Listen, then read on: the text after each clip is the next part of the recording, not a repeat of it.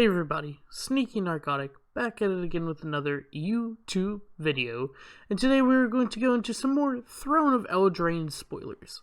Before we get into the video, guys, let me please ask y'all to like, share, and subscribe. It would mean a lot to me, and I would greatly appreciate it. Before we get into the actual spoilers of the video, I would like to go over how I look at cards. So first I look at them through the eyes of Commander, then Historic, then Standard, then Brawl, and lastly, because this set is so beautiful, I look at them through the eyes of the art. So let's get into our first spoiler of the day, starting with the Great Henge. 7 generic mana, 2 green mana, legendary artifact, mythic rare. This spell costs X less to cast, where X is the greatest power among creatures you control. Tap it, add 2 green mana, you gain 2 life. Whenever a non-token creature enters the battlefield under your control, put a +1/+1 counter on it and draw a card. So, this card is pretty neat as far as artifact design, because I don't think we have a lot of artifacts that say whenever a non-token creature enters the battlefield under your control, draw a card, period. The thing about this card is, yes, you will get to be able to get a consistent amount of discount, where X is the greatest power among creatures you control. It is based off of one creature, not multiple creatures like Ghalta is, although let's consider Ghalta. You get a Ghalta out, then you play Ghalta, then you play this card, and then you play this card for basically free because it can tap for the same amount of mana you spent to bring it out. You also gain life off of this, which I find is pretty neat. It's a mana rock that gains you life for spending the mana. I also enjoy that it's a draw engine. So this card will definitely see you playing Commander. Probably all the way down. Commander, Historic, Standard, Brawl. Just because of that whole drawing power, plus being a mana rock, and a very valuable mana rock, and a very usable mana rock. So, yeah, I could see it. I really could. Tempting Witch. This is one of the most flavorful cards of the day. So it's 2 generic, 1 black, creature, human, warlock. Warlock, that's interesting. It's a common. When Tempting Witch enters the battlefield, create a food token. It's an artifact with 2 generic, tap it, sacrifice last artifact, you gain 3 life. Then, if you have Tempting Witch out, you can pay for her ability, 2 generic and tap her, sacrifice a food, target player loses 3 life. Murder-clad in Crimson Beauty, an end to life and love and duty. Burrow Witch incantation. So, why I find this card very flavorful is that this is obviously the witch that poisoned Snow White with the poison apple. And so, it's interesting that it literally does the opposite of what a food token does.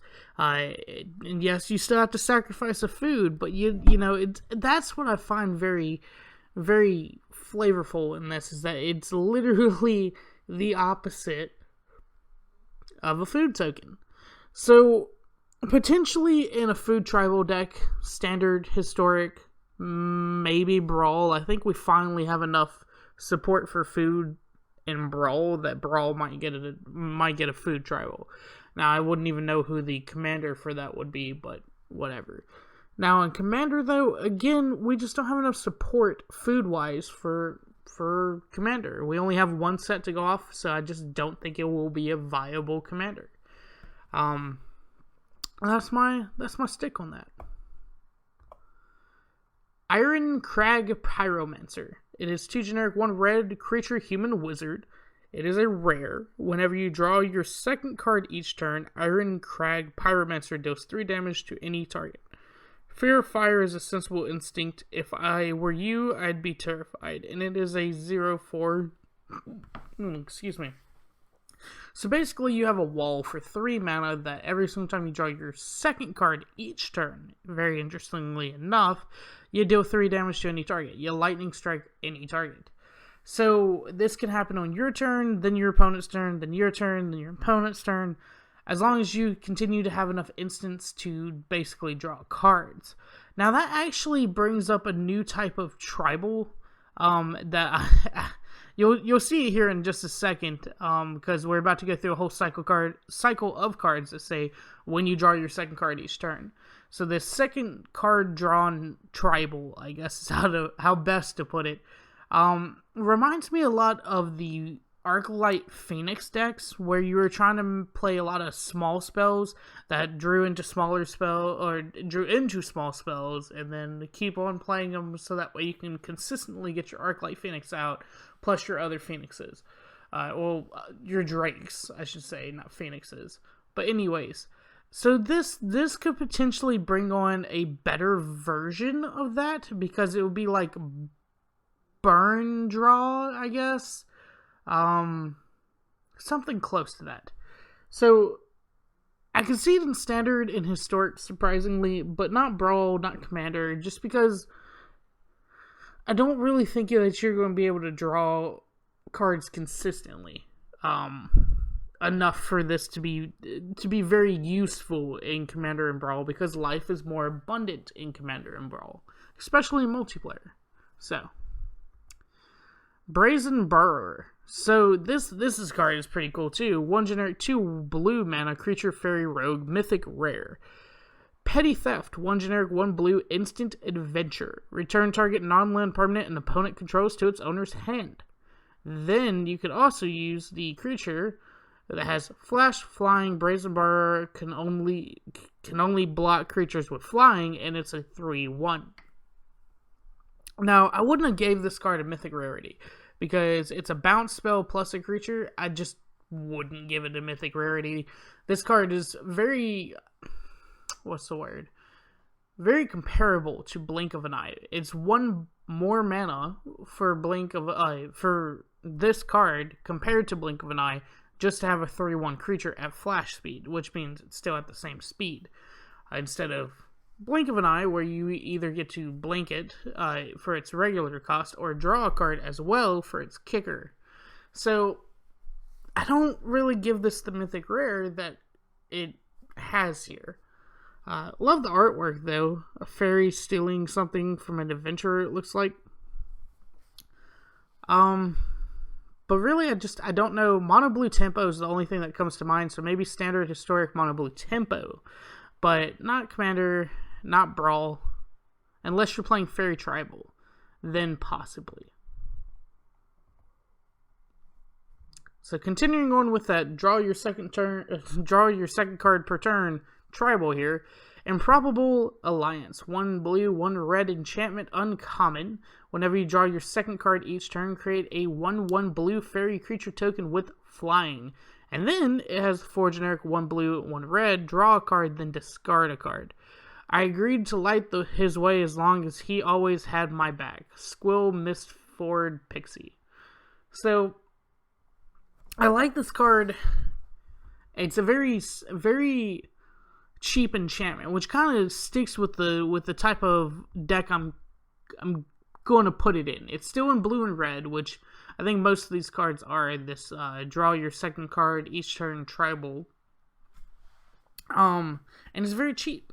So I definitely think that this card with the Irencrag Pyromancer would be really good, because this card allows you to get blockers, where this card allows you to burn your opponent out. And also, you could probably control their creatures well, which means that being able to get these blockers would actually turn them into attackers. And it's really going to be funny when we're having literally 1/1 flying fairies winning games, you know? Just little 1/1 flyers winning games. Steelgaze Griffin. 4 generic, 1 blue, creature griffin, common, flying. Whenever you draw your second card each turn, Steelgaze Griffin gets +2/+0 until end of turn. If we didn't guard our secrets, they wouldn't remain secret for long. Gadwick the Wizened. It's a 2/4 for 5 mana that could potentially become a 4/4. I don't think it'll see play. Now, going back to Improbable Alliance, because I forgot to go over this. Possibly Commander play. Definitely Historic, Brawl, and Standard. And honestly, might be that good of a sealed card as well. Might be really good sealed. Mad Ratter. 3 generic, 1 red creature Goblin Uncommon. Whenever you draw your second card each turn, create 2 1/1 black rat creature tokens. Gather round and tell me all from the court and castles. 1, 2. So, the reason I like this card is that it's basically, with Improbable Alliance, going to cause you to get 3 creatures per turn. And the best thing about drawing cards is that you're going to consistently be able to draw cards. And get that mana that you need. So this is honestly going to be one of the first tribals I try out. And I don't even know exactly how to refer to this other than second card tribal. Sorry, let's not look at that just yet. I do appreciate that it's 2 1/1 black rat creature tokens because the body kind of sucks on this. I don't really understand why it's on a goblin. I don't really understand why it's on a goblin. Standard and historic. Mantle of Tides. 1 blue mana artifact equipment. It is a common. Equipped creature gets +1/+2. When you draw your second card each turn, attach Mantle of Tides to target creature you control. Equip 3. I actually think this is a very playable equipment for once. And the reason I say that is because it basically has flash, because you don't have to do, it's draw each turn. So, for instance, let's say you have your Mad Ratter out. You can cause him to, at instant speed, become a 2/4. That's not bad. Literally, not that bad. So, especially when we have Opt still in Standard, we have Chemist's Insight, we have a good amount of cards that will definitely do it. And I'm actually even thinking of going Jeskai and putting Teferi Time Raveler in there, plus Chandra, what is that, Rare Chandra, who allows you to play spells from the graveyard. So, yeah, I think this will be very interesting, very cool to see. Bloodhaze Wolverine. 1 generic, 1 red. Whenever you draw your second card each turn, Bloodhaze Wolverine gets +1/+1 and gains first strike until end of turn. Build a moat. If we're lucky, it can't swim. Sire Brannigan, Knight of Ardenvale. It is a 2/1 for 2 that can all of a sudden get first strike at instant speed. I'm going to kind of keep saying it. These second card tribal cards are probably going to see play somehow. Giving this card first strike at instant speed is pretty good. Especially for a common. So, possibly popper play. I could see it. Yeah. Now, this next card is very similar to a card, but let's go over it first. Fabled Passage, land rare. Tap it, sacrifice Fabled Passage. Search your library for a basic land card, put it onto the battlefield tapped, and then shuffle your library. Then, if you control 4 more lands, untap that land. From here, the path to anywhere may be found. It's a rare version of Evolving Wilds, or Terramorphic Expanse. I just don't appreciate this card because the only thing different from Evolving Wilds or Terramorphic Expanse is if you control 4 or more lands, you can keep your land untapped.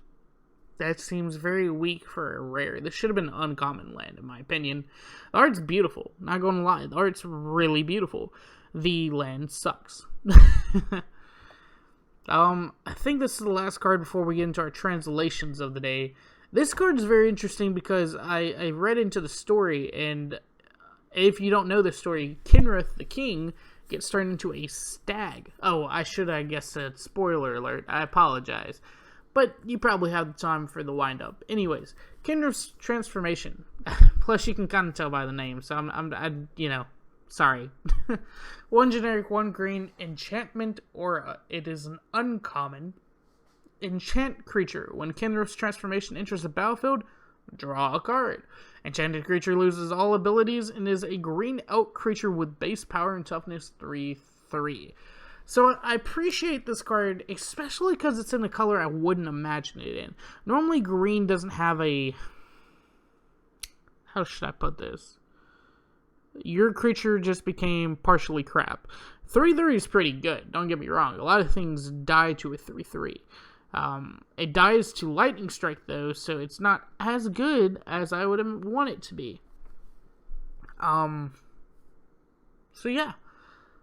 This card, though, allowing you to draw a card for 2 mana and also take care of a creature that might be annoying the crap out of you, is pretty good, I think. So, definitely playable.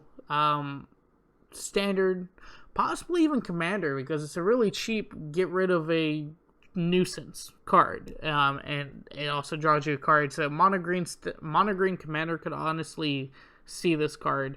Commander Brawl, Standard, Historic. There's all 4.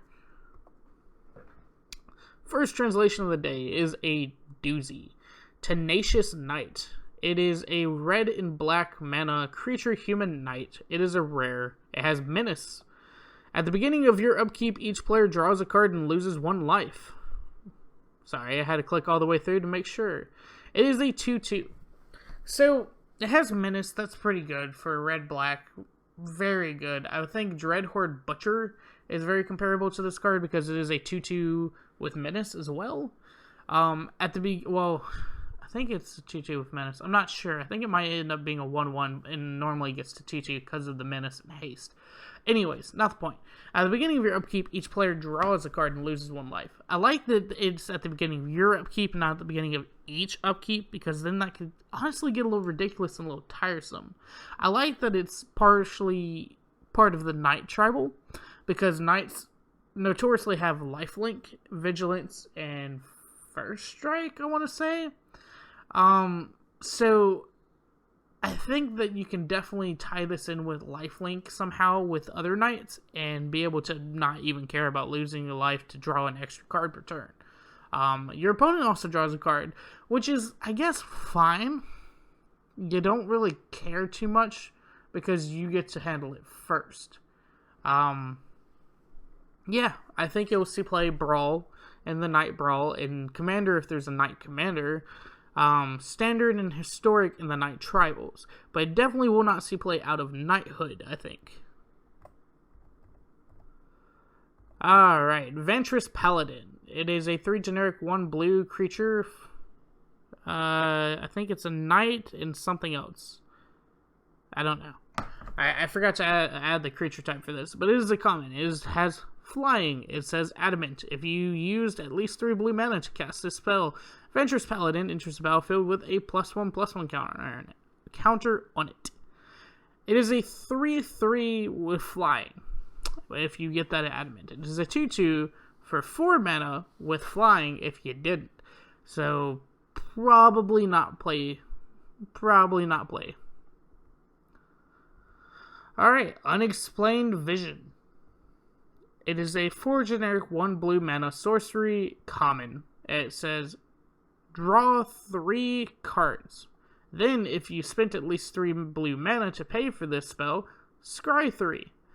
I think this card will honestly see play, especially in Pauper, but just because it's a draw 3, scry 3, it's very similar to Glimmer of Genius. I think that was from, I want to say Kaladesh. I don't think it was from Aether Revolt, but it was from that block, the Kaladesh block. And that card was a 4 mana draw 2 card, or scry 2, draw 2. Now, granted, I'm going to pay for this spell, scry 3. Granted, when you're looking at Magic the Gathering cards, you do things from top to bottom, left to right. So first you would draw 3 cards, then if you paid at least 3 blue mana to pay for the spell, you scry 3 cards. So it's not as good. It's also at sorcery speed. So it's as close as we're getting to Glimmer of Genius right now, in my opinion. Okay, this card, Gingerbread House. It is a land forest. It is a common. It says tap it, add a green mana. Gingerbread House enters the battlefield tapped unless you control 3 or more mana, or 3 or more forest. When Gingerbread House enters the battlefield untapped, create a food token. So this is going to be played. Can be played as a 4 of in Food Tribal. it is a forest itself. So if you play your 4th Gingerbread House and all you've had is Gingerbread Houses, well, it comes in untapped. That also gives you 4 food tokens, so live with it at what you will. But I do appreciate that they're really trying hard to push out food tribal. And this card definitely does that. Definitely think it will see play in Standard, possibly Historic, because of food tribal. But anyways, guys, that's it as far as spoilers for today. I did have to wait pretty long today because initially they didn't have but like 6 cards out. So I'm sorry for this late video. Granted, this is kind of the time I've been doing these videos, so apologies either way. This is only the time I get. But thank y'all for watching. Please like, share, subscribe. Let me know what y'all think about these cards. Let me know what you think about this Gingerbread House. Is it really worth it? Is the draw is the second card drawn per turn tribal going to be an actual thing? Do you think that knight's going to be useful? I mean, it is a 2-mana draw an extra card per turn spell, and yeah, it happens with your opponent too, but I don't know. I just don't know. But yeah, guys, so thank you for watching again, and this is Sneaky Narcotic signing off.